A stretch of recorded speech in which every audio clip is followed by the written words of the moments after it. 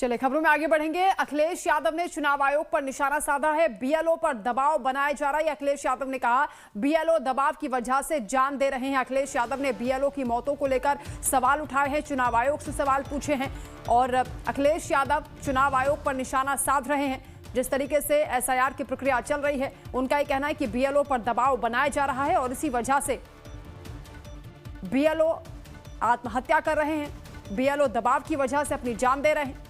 लगातार इस मामले पर सियासत देखी जा रही है। एसआईआर की प्रक्रिया पर सवाल उठाए जा रहे हैं। इससे पहले भी अखिलेश यादव कई बार चुनाव आयोग को घेर चुके हैं। मुझे जानकारी मिली है कि बहुत सारी ऐसी कंपनियां हैं जो आईटी को समझते हैं। वोटर अपलोड करना, पीडीएफ फाइल बनाना, ये सब काम प्राइवेटली बीजेपी कर रही है। इसलिए बीजेपी को चिंता ही नहीं है क्योंकि उनके पे मशीनरी काम कर रही है, उनके वर्कर काम नहीं कर रहे हैं। यहाँ हमारा वर्कर काम कर रहा है, हमारा वर्कर जमीन पे जा रहा है, बैठ रहा है, बीएलओ से संपर्क कर रहा है। मैंने तो मांग की थी, क्या जल्दीबाजी क्या है? यूपी में कोई कल इलेक्शन है क्या? अभी यूपी में समय है इलेक्शन के लिए। बंगाल में भी मान लीजिए समय है और आखिरी दिन तक वोट बन सकता है। तो आप इतनी जल्दीबाजी एसआईआर क्यों कराना चाहते हैं? आप समय क्यों नहीं देना चाहते हैं? और बीएलओ गली ढूंढ रहे हैं।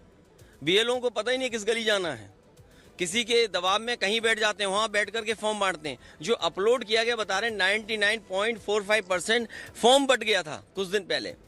तो अभी जब देखेंगे तो कलेक्ट भी हो जाएगा उतना ही। तो ये डेटा फर्जी, और डेटा फर्जी यहाँ तक है कि IMF के लोग भी कह रहे हैं, संस्था कह रही कि इस सरकार में सबसे ज्यादा डेटा का मैनिपुलेशन है।